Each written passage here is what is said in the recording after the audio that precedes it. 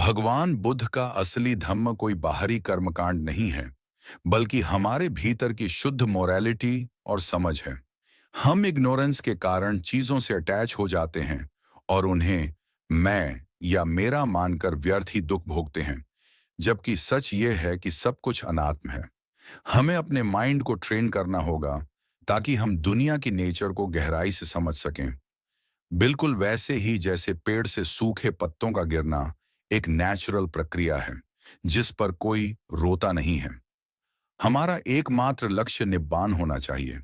जब हम चीजों को पकड़ना छोड़ देते हैं और गहराई से सच को रियलाइज करके अपने नजरिए को बदल लेते हैं, तो हम इसी जीवन में सारे दुखों से पार होकर सच्ची शांति का एक्सपीरियंस कर सकते हैं। आए हम इस टॉक को सुने। अजान चाह द्वारा एक धम्म उपदेश। यह किया जा सकता है। इस समय कृपया धम्म सुनने के लिए अपने माइंड को एकाग्र करें। आज धम्म सवन का पारंपरिक दिन है। ये हम बौद्धों के लिए उचित समय है कि हम अपनी माइंडफुलनेस और विजडम को बढ़ाने के लिए धम्म का अध्ययन करें। उपदेश देना और लेना एक ऐसी चीज है जो हम बहुत लंबे समय से करते आ रहे हैं। जो गतिविधियां हम आम तौर पर इस दिन करते हैं, जैसे भगवान बुद्ध की वंदना करना, मोरालिटी ग्रहण करना, मेडिटेशन करना और उपदेश सुनना, इन्हें आध्यात्मिक विकास के तरीकों और सिद्धांतों के रूप में समझना चाहिए। ये इससे बढ़कर और कुछ नहीं है। उदाहरण के लिए, जब नियमों को ग्रहण करने की बात आती है, तो एक मंक नियमों की घोषणा करेगा और गृहस्थ उन्हें अपनाने का संकल्प लेंगे। जो हो रहा है उसे गलत मत समझिए। सच तो यह है कि मोरालिटी कोई ऐसी चीज नहीं है जिसे दिया जा सके। इसे वास्तव में किसी से मांगा या प्राप्त नहीं किया जा सकता है। हम इसे किसी और को नहीं दे सकते। हमारी आम बोलचाल में हम लोगों को यह कहते हुए सुनते हैं कि आदरणीय मंक ने नियम दिए और हमने नियम प्राप्त किए। हम यहाँ देहात में इसी तरह बात करते हैं और इसलिए यह समझने का हमारा आदतन तरीका बन गया है। अगर हम ऐसा सोचते हैं कि हम चंद्र दर्शन के दिनों में मंक्स से नियम प्राप्त करने आते हैं और अगर मंक्स नियम नहीं देंगे तो हमारे पास मोरालिटी नहीं होगी, तो यह केवल डिल्यूजन की एक परंपरा है जो हमें अपने पूर्वजों से विरासत में मिली है। इस तरह सोचने का मतलब है कि हम अपनी जिम्मेदारी छोड़ देते हैं और खुद पर फर्म विश्वास और दृढ़ता नहीं रखते। फिर यह अगली पीढ़ी तक पहुंच जाता है और वे भी मंक्स से नियम प्राप्त करने आते हैं और मंक्स यह मानने लगते हैं कि वे ही हैं जो गृहस्थों को नियम देते हैं। असल में मोरालिटी और नियम ऐसे नहीं होते। वे कोई देने या लेने वाली चीज नहीं है, लेकिन पुण्य कमाने और ऐसे ही अन्य समारोहों के अवसरों पर हम परंपरा के अनुसार इसे कर्म कांड के फॉर्म में उपयोग करते हैं और ऐसी शब्दावली का प्रयोग करते हैं। सच में मोरालिटी लोगों के इरादों में निवास करती है। यदि आप शरीर और स्पीच के माध्यम से हानिकारक गतिविधियों और गलत कामों से बचने का सचेत संकल्प लेते हैं, तो मोरालिटी आपके भीतर उत्पन्न हो रही है। आपको इसे अपने भीतर जानना चाहिए। किसी दूसरे व्यक्ति के साथ संकल्प लेना ठीक है। आप खुद भी नियमों का स्मरण कर सकते हैं। यदि आप नहीं जानते कि वे क्या हैं, तो आप किसी और से उनके लिए निवेदन कर सकते हैं। यह कोई बहुत जटिल या दूर की चीज नहीं है। इसलिए वास्तव में जब भी हम मोरालिटी और धम्म प्राप्त करने की इच्छा करते हैं, वे उसी समय हमारे पास होते हैं। यह बिल्कुल उस हवा की तरह है जो हमें हर जगह से घेरे हुए है। जब भी हम सांस लेते हैं, हम इसे अंदर लेते हैं। हर प्रकार की अच्छाई और बुराई इसी तरह है। अगर हम अच्छा करना चाहते हैं, तो हम इसे कहीं भी किसी भी समय कर सकते हैं। हम इसे अकेले या दूसरों के साथ मिलकर कर सकते हैं। बुराई भी वैसी ही है। हम इसे एक बड़े या छोटे समूह के साथ किसी छिपी हुई या खुली जगह पर कर सकते हैं। यह ऐसा ही है। ये वे चीजें हैं जो पहले से ही अस्तित्व में हैं। लेकिन जहां तक मोरालिटी की बात है, ये एक ऐसी चीज है जिसका प्रैक्टिस करना हमें सभी इंसानों के लिए सामान्य मानना चाहिए। जिस व्यक्ति के पास कोई मोरालिटी नहीं है, वह एक जानवर से अलग नहीं है। यदि आप एक जानवर की तरह जीने का फैसला करते हैं, तो निश्चित रूप से आपके लिए कोई अच्छाई या बुराई नहीं है, क्योंकि एक जानवर को ऐसी चीजों का कोई ज्ञान नहीं होता है। एक बिल्ली चूहों को पकड़ती है, लेकिन हम यह नहीं कहते कि वह बुराई कर रही है, क्योंकि उसके पास अच्छे या बुरे, सही या गलत के कोई कॉन्सेप्ट्स या ज्ञान नहीं है। ये जीव इंसानों के दायरे से बाहर हैं। ये जानवरों का लोक है। भगवान बुद्ध ने बताया कि यह समूह केवल जानवरों के प्रकार के कर्म के अनुसार जी रहा है। जो सही और गलत, अच्छे और बुरे को समझते हैं, वे इंसान हैं। भगवान बुद्ध ने अपना धम्म इंसानों के लिए सिखाया। अगर हम लोगों के पास मोरालिटी और इन चीजों का ज्ञान नहीं है, तो हम जानवरों से बहुत अलग नहीं हैं। इसलिए यह उचित है कि हम उनके बारे में अध्ययन करें, सीखें और खुद को सक्षम बनाएं। यह मानव जीवन की अनमोल उपलब्धि का लाभ उठाना और इसे पूर्णता तक पहुंचाना है। गहरा धम्म यह उपदेश है कि मॉरलिटी आवश्यक है। फिर जब मॉरलिटी होती है, तो हमारे पास एक फाउंडेशन होता है जिस पर हम धम्म में प्रोग्रेस कर सकते हैं। मोरालिटी का अर्थ उन नियमों से है कि क्या वर्जित है और क्या स्वीकार्य है। धम्म का अर्थ नेचर और इंसानों द्वारा नेचर के बारे में जानने से है कि नेचर के अनुसार चीजें कैसे मौजूद हैं। नेचर एक ऐसी चीज है जिसे हम बनाते नहीं हैं। यह अपनी कंडीशंस के अनुसार वैसा ही मौजूद है जैसा यह है। एक सरल उदाहरण जानवर है। एक निश्चित प्रजाति जैसे कि मोर अपने विभिन्न पैटर्न्स और रंगों के साथ पैदा होती है। उन्हें इंसानों द्वारा ऐसा नहीं बनाया गया या इंसानों द्वारा मॉडिफाई नहीं किया गया। वे बस नेचर के अनुसार वैसे ही पैदा होते हैं। यह एक छोटा सा उदाहरण है कि नेचर में यह कैसा होता है।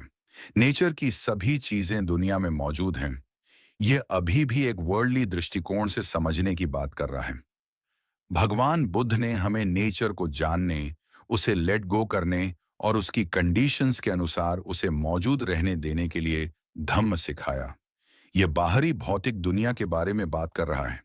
जहां तक नाम धम्म का सवाल है, जिसका अर्थ माइंड है, उसे उसकी अपनी कंडीशंस का पालन करने के लिए नहीं छोड़ा जा सकता। इसे ट्रेन करना होगा। अंत में हम कह सकते हैं कि माइंड शरीर और स्पीच का शिक्षक है। इसलिए इसे अच्छी तरह से ट्रेन करने की आवश्यकता है। इसे इसकी नेचुरल इच्छाओं के अनुसार चलने देना बस इंसान को एक जानवर बना देता है। इसे निर्देश देना और ट्रेन करना होगा। इसे नेचर को जानना चाहिए, लेकिन केवल नेचर का पालन करने के लिए नहीं छोड़ दिया जाना चाहिए। हम इस दुनिया में पैदा हुए हैं और हम सभी में नेचुरली इच्छा, क्रोध और डिल्यूजन के क्लेश होंगे। इच्छा हमें विभिन्न चीजों के लिए तृष्णा पैदा करवाती है और माइंड को असंतुलन और उथल-पुथल की स्टेट में ला देती है। नेचर ऐसा ही है। माइंड को चाहत के इन आवेगों के पीछे जाने देना बिल्कुल भी काम नहीं करेगा। यह केवल संताप और संकट की ओर ले जाता है। धम्म में सच में ट्रेन करना बेहतर है। जब हमारे भीतर अवर्जन उत्पन्न होता है, तो हम लोगों के प्रति क्रोध व्यक्त करना चाहते हैं। यह शारीरिक रूप से हमला करने या लोगों को मारने की हद तक भी पहुंच सकता है, लेकिन हम इसे केवल इसकी नेचर के अनुसार लेट गो नहीं करते। जो हो रहा है, हम उसकी नेचर को जानते हैं। हम इसे वैसा ही देखते हैं जैसा यह है और माइंड को इसके बारे में सिखाते हैं। यह धम्म का अध्ययन करना है। डिल्यूजन भी ऐसा ही है। जब यह होता है तो हम चीजों के बारे में कंफ्यूज्ड हो जाते हैं। अगर हम इसे बस वैसा ही छोड़ दें, तो हम इग्नोरेंस में ही रहते हैं। इसीलिए भगवान बुद्ध ने हमें नेचर को जानने, नेचर को सिखाने, नेचर को ट्रेन और एडजस्ट करने और यह जानने के लिए कहा कि नेचर वास्तव में क्या है। उदाहरण के लिए, लोग भौतिक फॉर्म और माइंड के साथ पैदा होते हैं। शुरुआत में ये चीजें पैदा होती हैं, बीच में वे बदलती हैं और अंत में वे समाप्त हो जाती हैं। ये सामान्य है। ये उनकी नेचर है। इन तथ्यों को बदलने के लिए हम बहुत कुछ नहीं कर सकते।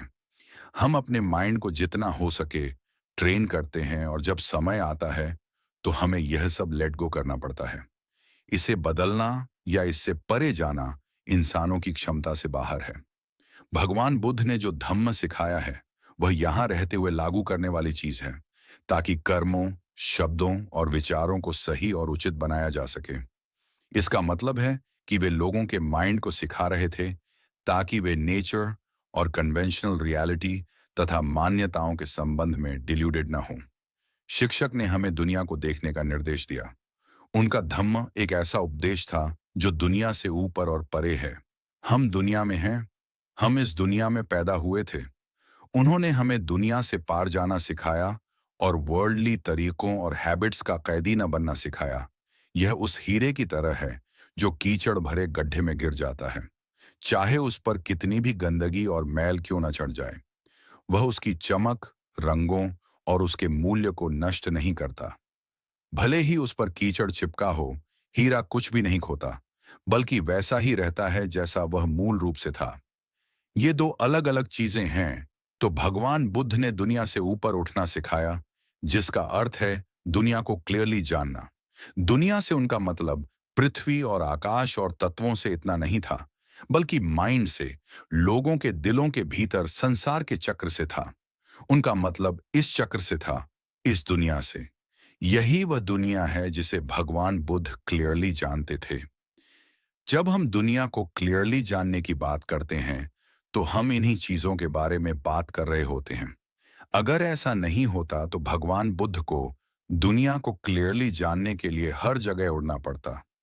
ये ऐसा नहीं है। ये एक सिंगल पॉइंट है। सभी धम्म एक सिंगल पॉइंट पर आ जाते हैं। जैसे लोग, जिसका अर्थ है पुरुष और महिलाएं। अगर हम एक पुरुष और एक महिला को ऑब्जर्व करते हैं, तो हम ब्रह्मांड के सभी लोगों की नेचर को जान जाते हैं। वे इतने अलग नहीं हैं। या गर्मी के बारे में सीखना। अगर हम सिर्फ इस एक पॉइंट को जानते हैं, गर्म होने की क्वालिटी को, तो इससे कोई फर्क नहीं पड़ता कि गर्मी का सोर्स या कारण क्या है। गर्म होने की कंडीशन ऐसी ही है। इस एक पॉइंट को क्लियरली जानने पर ब्रह्मांड में जहां भी गर्मी हो सकती है, हम जानते हैं कि यह ऐसी ही है। इसलिए भगवान बुद्ध एक सिंगल पॉइंट को जानते थे और इस प्रकार उनके ज्ञान ने दुनिया को समा लिया। ठंडक को एक निश्चित तरीके से जानते हुए जब उन्हें दुनिया में कहीं भी ठंडक का सामना करना पड़ा, तो वे इसे पहले से ही जानते थे। उन्होंने दुनिया में रहने वाले जीवों को दुनिया को जानने, दुनिया की नेचर को जानने के लिए एक सिंगल पॉइंट सिखाया।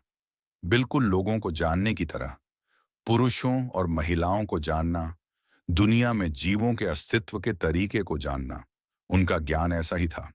एक पॉइंट को जानकर वह सब कुछ जान गए। शिक्षक ने जो धम्म समझाया, वह दुख से पार जाने के लिए था। यह दुख से पार जाना आखिर क्या है?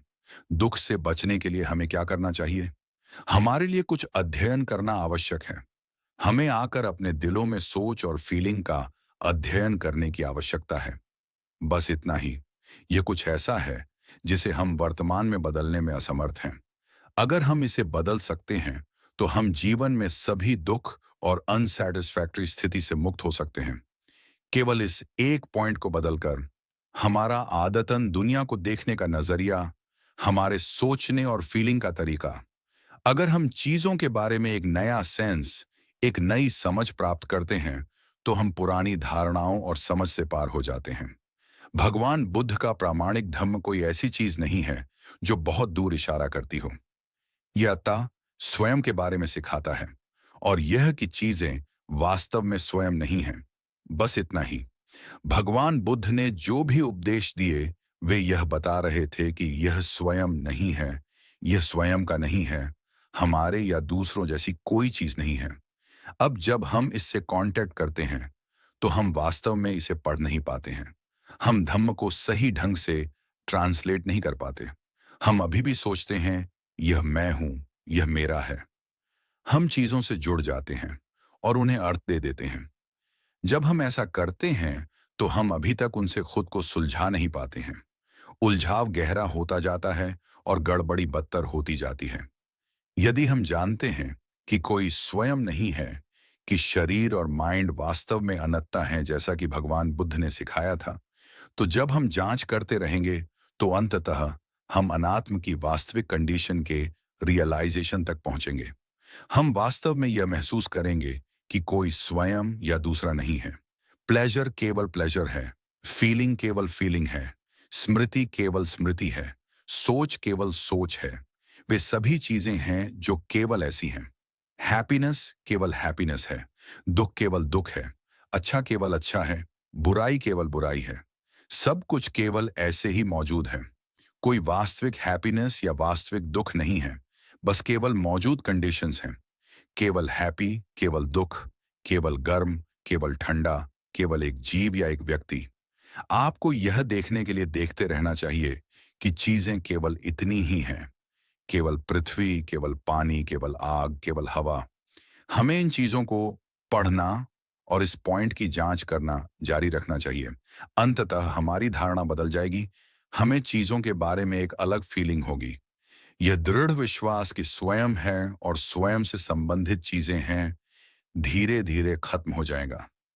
जब चीजों का यह सेंस हट जाता है, तो विपरीत धारणा लगातार बढ़ती जाएगी।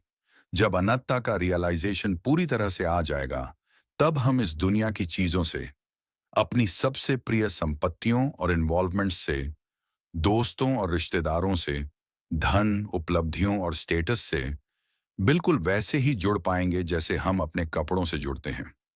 जब शर्ट और पैंट नए होते हैं, तो हम उन्हें पहनते हैं। वे गंदे हो जाते हैं और हम उन्हें धोते हैं। कुछ समय बाद वे घिस जाते हैं और हम उन्हें त्याग देते हैं। इसमें कुछ भी असामान्य नहीं है।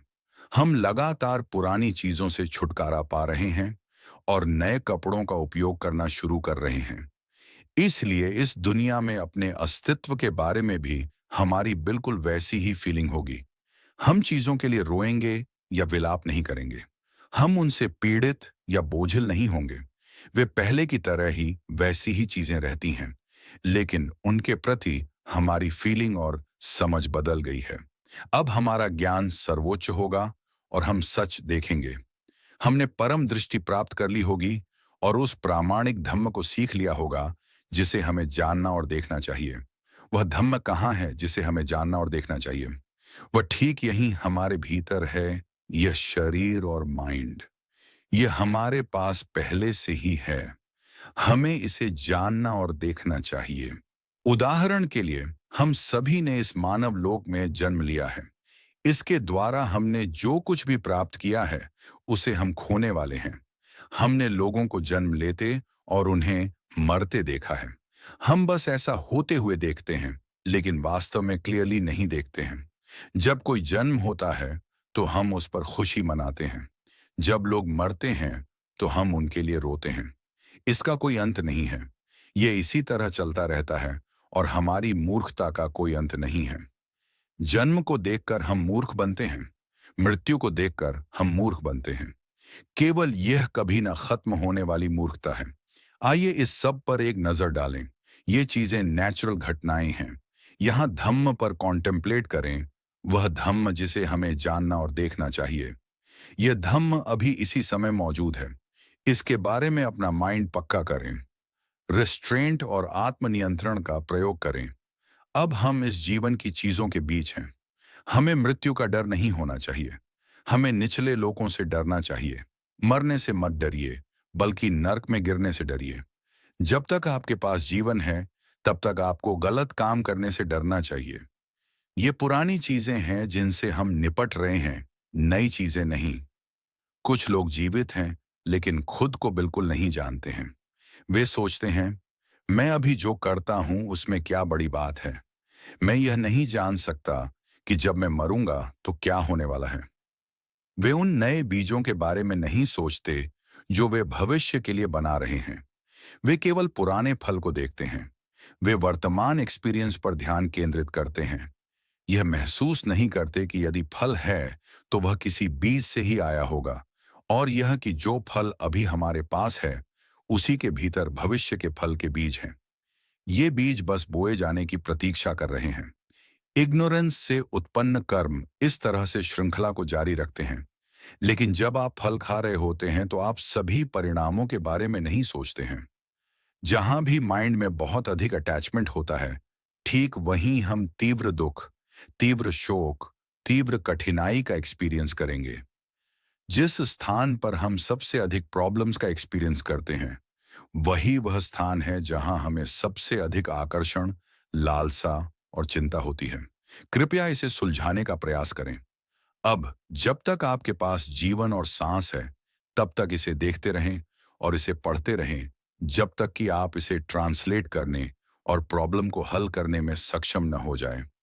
हम अब अपने जीवन के हिस्से के रूप में जो कुछ भी एक्सपीरियंस कर रहे हैं, एक दिन हम उससे अलग हो जाएंगे। इसलिए केवल समय मत बिताइए, आध्यात्मिक साधना की प्रैक्टिस करें। इस अलगाव, इस बिछड़ने और नुकसान को अभी वर्तमान में अपने कॉन्टेम्पलेशन के ऑब्जेक्ट के रूप में लें, जब तक कि आप इसमें चतुर और कुशल न हो जाएं, जब तक कि आप यह न देख लें कि यह सामान्य और नेचुरल है। जब इस पर चिंता और पछतावा हो, तो इस चिंता और पछतावे की सीमाओं को पहचानने की विजडम रखें, यह जानते हुए कि सच के अनुसार वे क्या हैं। यदि आप चीजों पर इस तरह विचार कर सकते हैं, तो विजडम उत्पन्न होगी। जब भी दुख उत्पन्न होता है, वहां विजडम उत्पन्न हो सकती है, यदि हम जांच करें। लेकिन लोग आमतौर पर जांच करना नहीं चाहते हैं। जहां भी प्लेजेंट या अनप्लेजेंट एक्सपीरियंस होता है, वहां विजडम उत्पन्न हो सकती है। यदि हम हैप्पीनेस और दुख को वास्तव में वैसे ही जानते हैं जैसे वे हैं, तो हम धम्म को जानते हैं। यदि हम धम्म को जानते हैं, तो हम दुनिया को क्लियरली जानते हैं। यदि हम दुनिया को क्लियरली जानते हैं, तो हम धम्म को जानते हैं। असल में हम में से अधिकांश के लिए यदि कोई चीज अप्रिय है, तो हम वास्तव में उसके बारे में जानना नहीं चाहते हैं। हम उसके प्रति अवर्जन में फंस जाते हैं। यदि हम किसी को नापसंद करते हैं, तो हम उसका चेहरा नहीं देखना चाहते या उसके आसपास नहीं जाना चाहते। यह एक मूर्ख, अकुशल व्यक्ति की निशानी है। यह एक अच्छे व्यक्ति का तरीका नहीं है। यदि हम किसी को पसंद करते हैं, तो निश्चित रूप से हम उसके करीब रहना चाहते हैं। हम उसके साथ रहने का हर संभव प्रयास करते हैं, उसके साथ में आनंद लेते हैं। यह भी मूर्खता है। वे वास्तव में एक ही हैं, जैसे हथेली और हाथ का पिछला हिस्सा। जब हम हाथ ऊपर करते हैं और हथेली देखते हैं, तो हाथ का पिछला हिस्सा नजर से छिप जाता है। जब हम इसे पलटते हैं, तो हथेली दिखाई नहीं देती। प्लेजर हमारी नजर से पेन को छिपाता है और पेन हमारी नजर से प्लेजर को छिपाता है। गलत सही को ढक लेता है, सही गलत को ढक लेता है। केवल एक पक्ष को देखने से हमारा ज्ञान पूरा नहीं होता। जब तक हमारे पास जीवन है, आइए चीजों को पूरी तरह से करें। चीजों को देखते रहें, सच को झूठ से अलग करते रहें, यह ध्यान देते हुए कि चीजें वास्तव में कैसी हैं, इसके अंत तक पहुंचते हुए, शांति तक पहुंचते हुए। जब समय आएगा, तो हम चीजों को कट थ्रू करने और पूरी तरह से लेट गो करने में सक्षम होंगे। अब हमें चीजों को अलग करने का फर्मली प्रयास करना होगा और कट थ्रू करने की कोशिश करते रहना होगा। भगवान बुद्ध ने बालों, नाखूनों, त्वचा और दांतों के बारे में सिखाया। उन्होंने हमें यहां अलग करना सिखाया। एक व्यक्ति जो अलग करने के बारे में नहीं जानता, वह केवल उन्हें अपने से पकड़ कर रखना जानता है। अब जब तक हम इन चीजों से अलग नहीं हुए हैं, हमें इन पर मेडिटेशन करने में कुशल होना चाहिए। हमने अभी तक इस दुनिया को नहीं छोड़ा है, इसलिए हमें सावधान रहना चाहिए। हमें बहुत कॉन्टेम्पलेट करना चाहिए, खूब दान देना चाहिए, शास्त्रों का बहुत पाठ करना चाहिए, बहुत प्रैक्टिस करनी चाहिए। अनित्य, अनसैटिस्फैक्टरी और अनात्म में इनसाइट विकसित करनी चाहिए। भले ही माइंड सुनना न चाहे, हमें चीजों को इस तरह तोड़ते रहना चाहिए और वर्तमान में जानना चाहिए। यह निश्चित रूप से किया जा सकता है। कोई भी उस ज्ञान को रियलाइज कर सकता है जो दुनिया से पार ले जाता है। हम दुनिया में फंसे हुए हैं। यह कॉन्टेम्पलेट करने और दुनिया से परे देखने के माध्यम से दुनिया को नष्ट करने का एक तरीका है, ताकि हम अपने अस्तित्व में दुनिया से पार जा सकें। भले ही हम इस दुनिया में रह रहे हों, हमारा नजरिया दुनिया से ऊपर हो सकता है। एक वर्ल्डली जीवन में कोई भी अच्छाई और बुराई दोनों बनाता है। अब हम सदाचार की प्रैक्टिस करने और बुराई को छोड़ने की कोशिश करते हैं।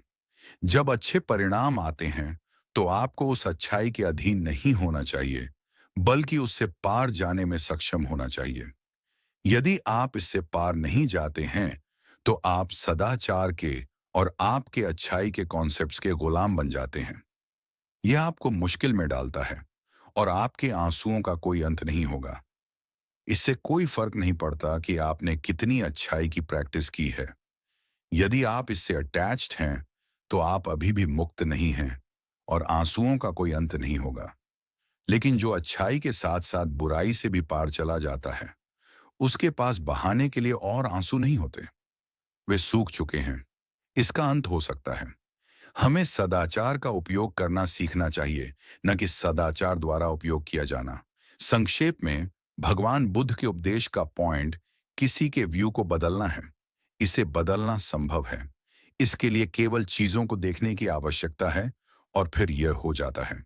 जन्म लेने के बाद हम बुढ़ापे, बीमारी, मृत्यु और अलगाव का एक्सपीरियंस करेंगे। ये चीजें ठीक यही हैं। हमें आकाश की ओर या पृथ्वी की ओर नीचे देखने की आवश्यकता नहीं है। वह धम्म जिसे हमें देखने और जानने की आवश्यकता है, वह हर दिन के हर पल ठीक यहीं हमारे भीतर देखा जा सकता है। जब कोई जन्म होता है तो हम खुशी से भर जाते हैं। जब कोई मृत्यु होती है तो हम शोक करते हैं। इसी तरह हम अपना जीवन बिताते हैं। ये वे चीजें हैं जिनके बारे में हमें जानने की आवश्यकता है, लेकिन हमने अभी भी वास्तव में उन पर ध्यान नहीं दिया है और सच नहीं देखा है। हम इस इग्नोरेंस में गहराई तक फंसे हुए हैं। हम पूछते हैं, हम धम्म को कब देखेंगे? लेकिन यह वर्तमान में देखने के लिए ठीक यही है। यह वह धम्म है जिसके बारे में हमें सीखना और देखना चाहिए। भगवान बुद्ध ने इसी के बारे में सिखाया। उन्होंने देवताओं और राक्षसों और नाग, रक्षक देवताओं, ईर्ष्यालु अर्ध देवताओं, नेचर की आत्माओं और ऐसी ही चीजों के बारे में नहीं सिखाया। उन्होंने वे चीजें सिखाई जो किसी को जाननी और देखनी चाहिए। ये वे सच हैं जिन्हें हमें वास्तव में रियलाइज करने में सक्षम होना चाहिए।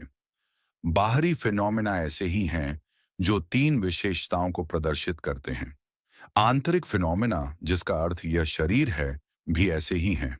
सच को बालों, नाखूनों, त्वचा और दांतों में देखा जा सकता है। पहले वे फलते फूलते थे, अब वे कम हो गए हैं। बाल पतले होकर सफेद हो जाते हैं। यह ऐसा ही है। क्या आप देखते हैं? या आप कहेंगे कि यह कुछ ऐसा है जिसे आप देख नहीं सकते? थोड़ी सी जांच से आप निश्चित रूप से देखने में सक्षम होने चाहिए। अगर हम वास्तव में इस सब में रुचि लेते हैं और गंभीरता से कॉन्टेम्पलेट करते हैं, तो हम वास्तविक ज्ञान प्राप्त कर सकते हैं। अगर यह कुछ ऐसा होता जो नहीं किया जा सकता था, तो भगवान बुद्ध ने इसके बारे में बात करने की जहमत नहीं उठाई होती। उनके कितने दसियों और सैकड़ों हजारों अनुयायी रियलाइजेशन तक पहुंचे हैं।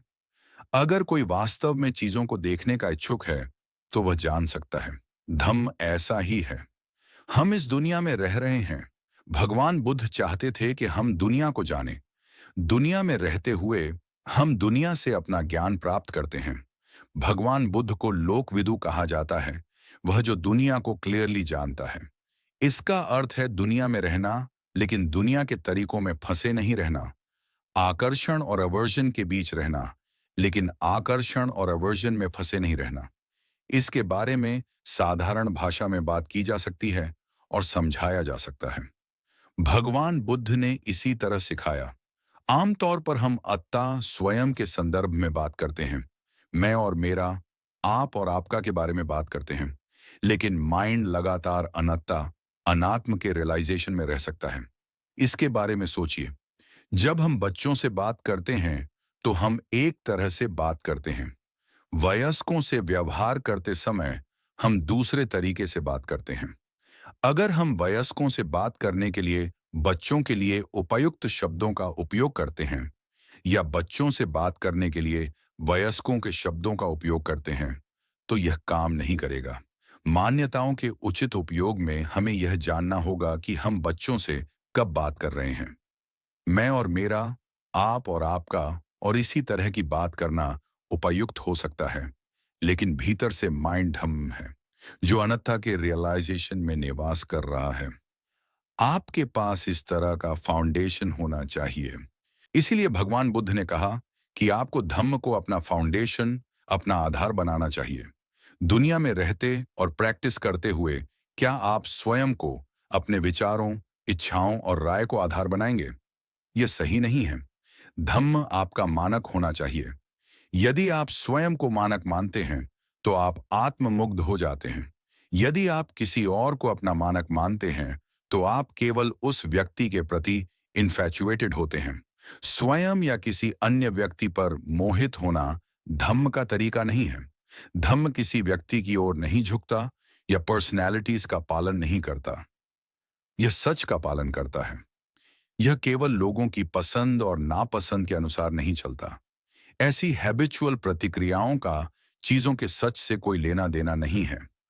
अगर हम वास्तव में इस सब पर विचार करते हैं और सच जानने के लिए पूरी तरह से जांच करते हैं, तो हम सही पाथ में प्रवेश करेंगे। हमारे जीने का तरीका सही हो जाएगा, सोच सही होगी, हमारे कर्म और स्पीच सही होंगे। इसलिए हमें वास्तव में इस सब पर गौर करना चाहिए। ऐसा क्यों है कि हमें दुख होता है? ज्ञान की कमी के कारण, ये न जानना कि चीजें कहाँ से शुरू होती हैं और कहाँ खत्म होती हैं, कारणों को न समझना, ये इग्नोरेंस है।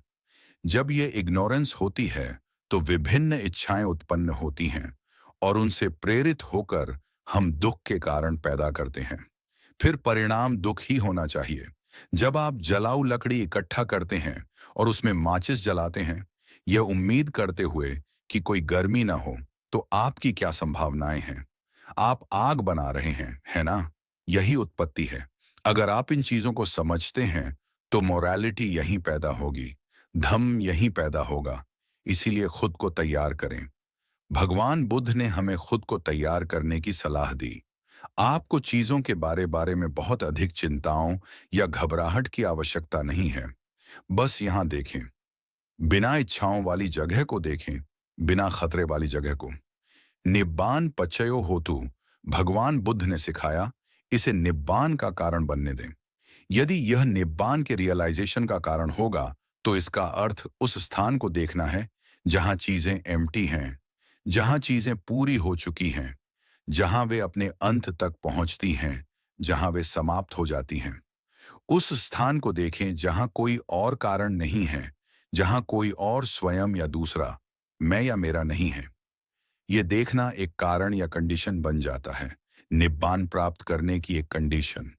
फिर उदारता की प्रैक्टिस करना निब्बान को रियलाइज करने का एक कारण बन जाता है। मॉरलिटी की प्रैक्टिस करना निब्बान को रियलाइज करने का एक कारण बन जाता है। उपदेशों को सुनना निब्बान को रियलाइज करने का एक कारण बन जाता है। इस प्रकार हम अपनी सभी धम्म गतिविधियों को निब्बान का कारण बनने के लिए समर्पित कर सकते हैं।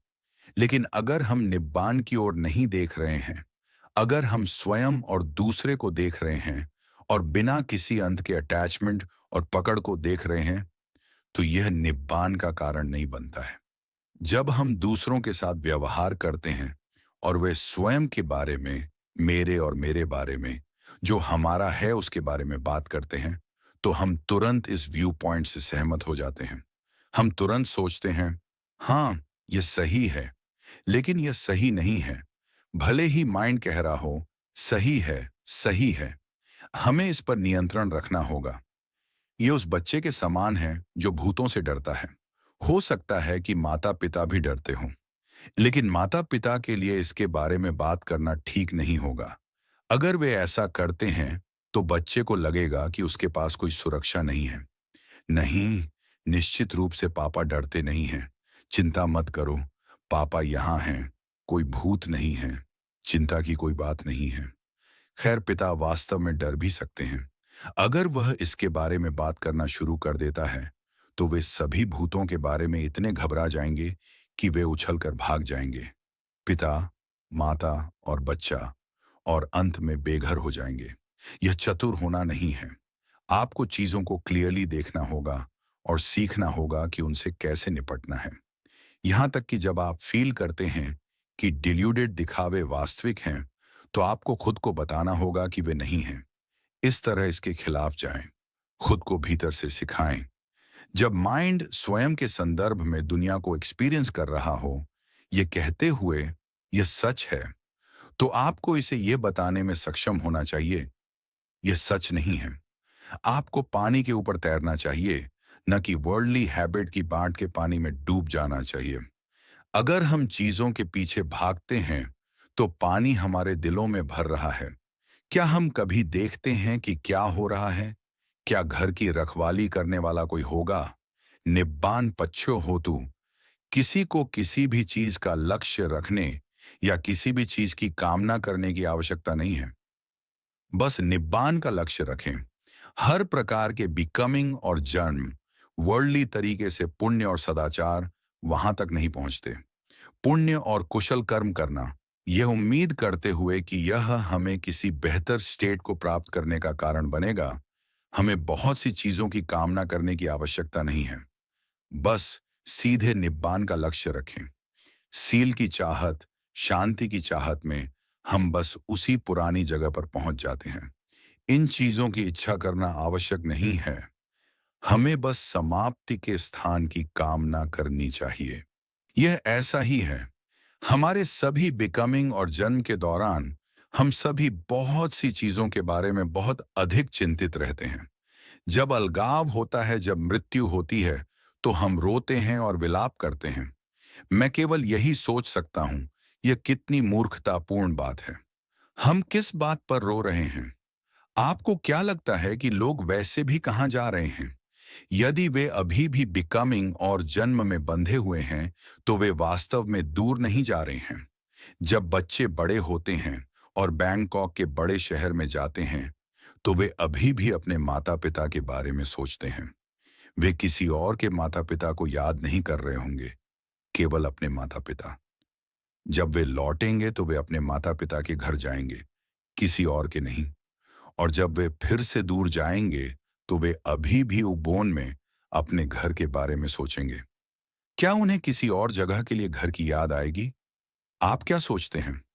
इसलिए जब सांस खत्म होती है और हम मर जाते हैं, चाहे कितने भी जन्म क्यों ना हों, यदि बिकमिंग और जन्म के कारण अभी भी मौजूद हैं, तो कॉन्शियसनेस के एक ऐसी जगह जन्म लेने की कोशिश करने की संभावना है जिससे वह परिचित है।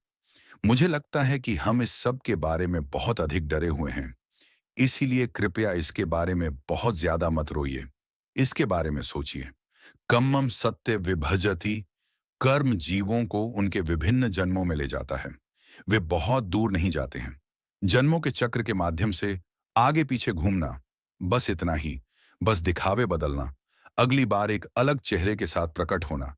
लेकिन हम यह नहीं जानते। बस आना और जाना, संसार के चक्र में जाना और लौटना, वास्तव में कहीं नहीं जाना, बस वहीं रहना। उस आम की तरह जिसे पेड़ से हिलाकर गिरा दिया जाता है, उस फंदे की तरह जो ततैया का घोंसला नहीं पकड़ पाता और जमीन पर गिर जाता है।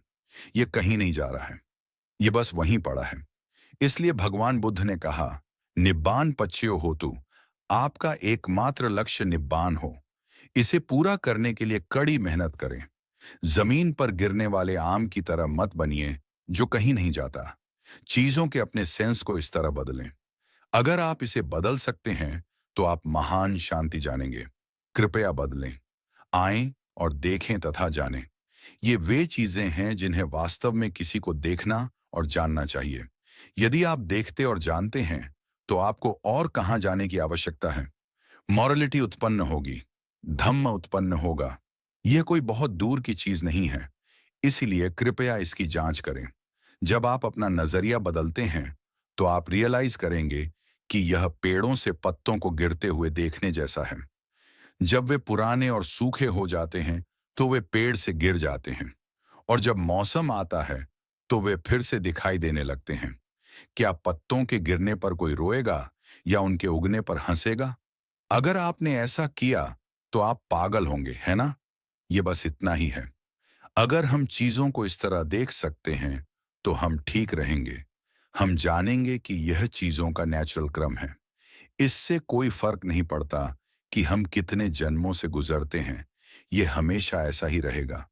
जब कोई धम्म का अध्ययन करता है, स्पष्ट ज्ञान प्राप्त करता है और दुनिया के नजरिए में इस तरह का बदलाव लाता है, तो वह शांति रियलाइज करेगा और इस जीवन के फिनोमिना के बारे में भ्रम से मुक्त हो जाएगा। लेकिन वास्तव में महत्वपूर्ण पॉइंट यह है कि हमारे पास अभी वर्तमान में जीवन है। हम अभी पिछले कर्मों के परिणामों का एक्सपीरियंस कर रहे हैं। जब जीव दुनिया में जन्म लेते हैं, तो यह पिछले कर्मों का मैनिफेस्टेशन है। वर्तमान में जीवों को जो भी हैप्पीनेस या दुख होता है, वह उनके द्वारा पहले किए गए कार्यों का फल है। यह अतीत से पैदा होता है और वर्तमान में एक्सपीरियंस किया जाता है। फिर यह वर्तमान एक्सपीरियंस भविष्य का आधार बन जाता है, क्योंकि हम इसके प्रभाव में आगे के कारण बनाते हैं और इसलिए भविष्य का एक्सपीरियंस परिणाम बन जाता है। एक जन्म से दूसरे जन्म में जाना भी इसी तरह होता है। आपको यह समझना चाहिए, धम्म को सुनने से आपके संदेह दूर होने चाहिए। इससे चीजों के प्रति आपका नजरिया स्पष्ट होना चाहिए और आपके जीने का तरीका बदलना चाहिए। जब संदेह दूर हो जाते हैं, तो दुख समाप्त हो सकता है। आप इच्छाओं और मेंटल क्लेशों को पैदा करना बंद कर देते हैं। फिर आप जो कुछ भी एक्सपीरियंस करते हैं, यदि कोई चीज आपके लिए अप्रिय है, तो आप उस पर दुख नहीं भोगेंगे, क्योंकि आप उसकी परिवर्तनशीलता को समझते हैं। यदि कोई चीज आपको भाती है, तो आप बहक नहीं जाएंगे और उससे इंटॉक्सिकेटेड नहीं होंगे, क्योंकि आप चीजों को उचित रूप से लेट गो करने का तरीका जानते हैं। आप एक संतुलित दृष्टिकोण बनाए रखते हैं, क्योंकि आप अनित्य को समझते हैं और धम्म के अनुसार चीजों को सुलझाना जानते हैं। आप जानते हैं कि अच्छी और बुरी कंडीशंस हमेशा बदल रही हैं। आंतरिक फिनोमिना को जानकर आप बाहरी फिनोमिना को समझते हैं। बाहरी चीजों से अटैच्ड नहीं होने पर आप आंतरिक चीजों से अटैच नहीं होते हैं। अपने भीतर या अपने बाहर चीजों का निरीक्षण करना, यह सब पूरी तरह से एक ही है। इस तरह हम एक नेचुरल स्टेट में रह सकते हैं, जो शांति और सुकून है। यदि हमारी आलोचना की जाती है, तो हम अविचलित रहते हैं। यदि हमारी प्रशंसा की जाती है, तो हम अविचलित रहते हैं। चीजों को इस तरह ही रहने दें, दूसरों से प्रभावित ना हों। यह स्वतंत्रता है। दोनों एक्सट्रीम्स को वास्तव में वैसे ही जानकर कोई भलाई का एक्सपीरियंस कर सकता है। कोई भी किसी भी पक्ष पर रुकता नहीं है। यह दुनिया की सभी चीजों से पार जाने वाली वास्तविक हैप्पीनेस और शांति है। व्यक्ति सभी अच्छाई और बुराई से पार चला जाता है, कारण और प्रभाव से ऊपर, जन्म और मृत्यु से परे। इस दुनिया में पैदा होकर कोई दुनिया से पार जा सकता है। दुनिया से परे, दुनिया को जानना, यह भगवान बुद्ध के उपदेश का उद्देश्य है। उनका उद्देश्य लोगों को दुख देना नहीं था। वे चाहते थे कि लोग शांति प्राप्त करें, चीजों के सच को जानें और विजडम को रियलाइज करें। यह धम्म है, चीजों की नेचर को जानना।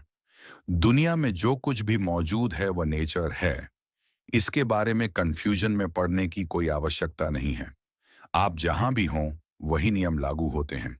सबसे महत्वपूर्ण पॉइंट यह है कि जब तक हमारे पास जीवन है, हमें चीजों के संबंध में समान रहने के लिए माइंड को ट्रेन करना चाहिए।